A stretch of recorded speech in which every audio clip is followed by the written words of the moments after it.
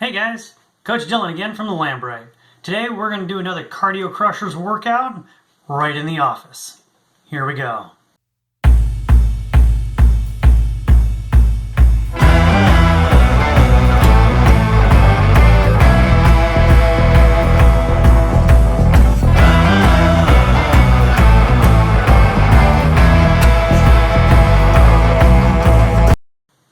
For today's workout, we're going to be doing a mix of sprinting and lifting. Not everyone has weights at home though. So, 1 gallon of water and a container that has a good solid top. You can always tape it on or super glue it on if you need to. But 1 gallon of water weighs 8 pounds. And so for a lot of people, I like using a vinegar bottle. It's nice and rugged. But 1 gallon of water probably will do you. If you're a little more rugged, you can get a bigger bottle or you can use 2 of them, depending on what we're doing. But for what we're doing today, one 1 gallon bottle full of water should be plenty. So the first thing we got to do is we got to do our warm up. We got 4 exercises in our warm up. We're going to do a reverse lunge with a high knee. We're going to do some push-ups. We're going to do some seal jacks, and we're going to do a squat with an overhead press. No weight though. Press is in quotation marks. For reverse lunge with a high knee, we're going to start standing straight up and down, and we're going to step backwards to do our lunge. Notice keeping my hip under my shoulder. And my knee is standing behind my toe, right? I'm not up here. And this is why we're going backwards. Makes it a little easier to get it right. And then we're going to come up to a high knee and then back down. Up and down. And we're going to do 10 on each side. Then when you get done with that side, flip around and hit the other side. Again, we're just going to slide it back. So we're going to slide back. Notice my knees and hips are staying stable the whole time, right? We don't want to see any of this while we're doing this. And only go down as low as you need to. Get a little bit of a stretch on that front hip, on the back hip. Get a little bit of work out of the glute and the quad. Driving up through the heel, not the ball of the foot, but your heel. We want to be right here. We can modify these as much as necessary. If you're at home, make use of the crib here. If you're at home, you can do it on an elevated surface if you can't do full level 3 push-ups. This is perfectly fine. You can also do them on a wall. Level 1 push-ups are real simple. You're in a tabletop position. We're going to be right here. We're still going to have the same mechanics. We're still going to come down and up. Notice my forearm stays straight up and down the whole time, right? And we're squeezing through the chest, not the shoulders. So we're not out here, right? From the front, it'll look like this. You'll be right here. You still got to get the torque in the shoulders, and we're just going to come down and back up. If you're doing this on the floor at home, on your knees, make sure you got a towel or a mat so you're not grinding your kneecaps into your floor. It's not comfortable. Level 2 push-ups, in between level 1 and level 3, is level 2. And you're going to be right here. Highly recommend picking your heels up though. That way you won't be on your kneecaps, you'll be on your thighs. Same position, we're just coming down and up. 10 reps, nice and smooth. The last part of the warm-up is a squat with an overhead press. And we're just going to come down to a good squat. Knees are stable, core is tight, come up, reach up above our hands into a streamline. We're not going to use a weight yet. Just coming down and up. From the side, keeping that core in tight. We don't want to see any of this or this. We want to just be nice and solid, coming down and back up.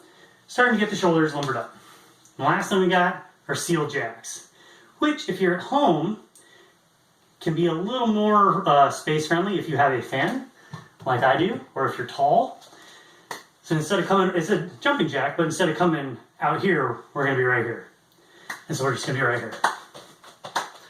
We're just looking for 10 of them. Just to start getting that heart rate up. The second part of the workout is the sprint section. And for the sprints, we got 4 gears we're going to use today. We're going to have easy, which is 65 to 75% of your maximal heart rate, or if you don't have a heart rate monitor, just perceived effort. About 65 to 75%, that's being able to walk or run or jog and still being able to carry on a conversation. The second gear is going to be our threshold pace, or 85 to 90%, right? And then our last one that we're going to use for the first chunk is going to be our push gear, which is at 95 to 100%. We're going to be working hard. And so you can do this outside. If you're inside and you have a treadmill or an elliptical or bike, go ahead and use it. But if you're outside, go ahead and just run on the street in front of your house. And that's perfectly fine, or in your yard. But we want 1 minute of easy, that's at 65 to 75%. 1 minute of threshold, that's at 85 to 90% effort. And then we want to really push as hard as we can for 30 seconds. And we're going to loop through that 4 times. So if you're doing the math right, that's 2.5 minutes per thing. So that's 10 minutes between the easy, the threshold, and the push total. And then when we get done with that, we're going to catch our breath, grab a swig of water if you need it. And then we're going to go 30 seconds, full recovery. That means like full stop. So you probably recover better if you're walking than if you're just stopped. And then we're going to go 30 seconds, super high speed. Now this is a little different than our 100% push. It should feel like you're riding a bike downhill, right? That kind of freewheeling, trying to keep your feet on the pedals, but you're not pushing hard, right? We want to move quickly, not necessarily push hard. And that's going to help stimulate our central nervous system and get stuff really firing. Once you've done that 3 times, then we'll move on to the lifting. This is actually a good workout to do outside. Today, on the day I'm filming, it's nice and sunny outside, 70 degrees. But you can do it inside too. We're going to do 4 exercises in an AMRAP session. So what that means is we're going to do 10 reps of each one, and we're going to go through the 4 exercises as many times as we can in 4 minutes. And then we're going to get 1 minute recovery, and then we're going to just pick right up where we left off and go through it for another 4 minutes, and then get another minute recovery. And we're going to do it 3 to 4 times, and I'll be willing to bet by the time you do it 4 times, you're probably going to be pretty cooked. If not, you either weren't working hard enough, or you're an aerobic beast, and you can keep going all day long. You can do as many reps of this as you want. But the point is, we've got 4 exercises. We're going to hit 4 major planes of motion, and 10 is going to be our magic number. We're doing 10 of everything. We got squat jumps, or just squats. Again, if you're limited by space, because you got a fan, or you're tall, or if you have knee back impact issues, don't jump. Just do squats as fast as you can, and you can hang on to our weight while we do this. After that, we're going to do some chest presses.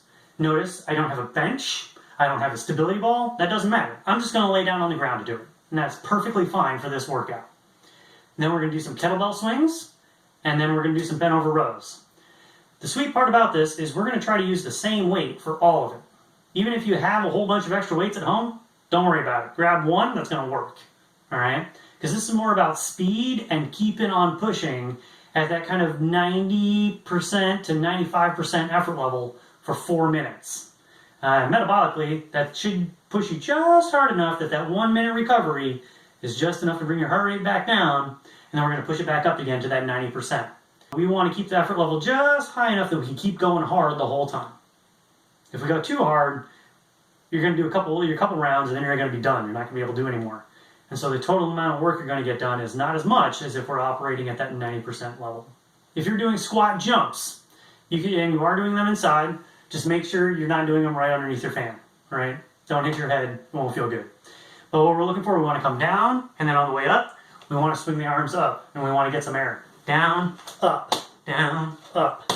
Notice, I'm landing nice and soft, right? I'm not landing hard and eating the impact of my knees and my hips and my back. When I come down, just like you're catching an egg, you want to be gentle. Come down, and then swing it right back up. Again, that core is staying solid, right? If you aren't jumping and you're just doing squats, just do speed squats. You're right here, all the way up, all the way down. Nice and quick. Just make sure you're breathing. The second exercise, chest presses. We're going to grab our weight. In this case, I got an 8-pound weight. And I know it sounds like 8 pounds is not a lot. In the grand scheme of things, it's not a ton. But when you're doing this kind of workout, the total number of reps add up. So we're going to lay down. As soon as we get done with our squat jumps or squats, we're just going to lay down on the floor. We want to pull our toes up so our core is stable. Even when we're doing chest presses, we want that core stable. We're going to grab our water bottle, lay your head down on the floor, shoulders out of our ears. We're just going to go up and down 10 times. 5, 6, 7, 8, 9, 10. Little piece of advice. If you're moving really fast and you're really motoring, breathe in for 2 reps and out for 2 reps so you don't hyperventilate. And so that'd be like in, out, out. In, out, out. and that way you'll get better airflow. After the chest presses, we're going to stand on up. We're going to do our kettlebell swings. Vinegar jugs work really well for this. They're a little stouter than milk jugs. So we can grab it right by the handle, assuming you got little fingers like me. If not, it's light enough you can hang onto it with a few fingers and you'll be all right. Or you can hang onto it like so, and that'll work just fine. But we want to drive the hips back and forward, right? We're right here. The other nice part about this is I can keep my thumb on the top to make sure the top stays on. Whoop, just like that. Notice I'm using my glutes and not my back. My core is staying solid. I'm reaching back with my hips, driving forward with my hips. I got a straight line from my shoulders to my knees to the middle of my foot through the whole range of motion. I'm not doing this. I don't want to see anybody doing this. That's how you hurt your back. So, 10 reps. And then as soon as you get done with that, turn sideways, narrow your feet up a little. We're going to bend over so we're nice and flat. Hold ourselves up with our hamstrings and our glutes, core is tight. We'll do our bent over row, up and down, right up to the chest. Notice I'm driving my elbows up. We're going to be right here. Bam, bam, bam. Again, just like with the chest presses, if we're doing this quickly, breathe in for 2 reps, breathe out for 2 reps. Set yourself a timer on your phone, or your watch, or whatever. Go for 4 minutes, as fast as you can. 10 reps of everything. Get done with the bent over rows, set your weight down, go right back to your squat jumps. Chest press, kettlebell swings, bent over row, back to squat jumps. Just keep going for 4 minutes. When that timer goes off, stop, wherever you are, take 1 minute recovery. Get a sip of water if you need it, but not too much, because we're jumping and moving around a lot. You don't want to not feel good. 1 minute recovery, and then we'll do it again, picking up right where you left off. So if you started, we're going to start with squat jumps, and we're going through, and let's say we finish on kettlebell swings. We're not going to start back at squat jumps, we're just going to start right up with the bent over rows. Just the next thing in the order. And that way we're not doing way more of one thing than the other, simply because we're starting at the top of the list every time. And then when you get done, take a nice little stroll, catch your breath, drink a glass of water, rehydrate, take a stroll, recover, and stretch really well.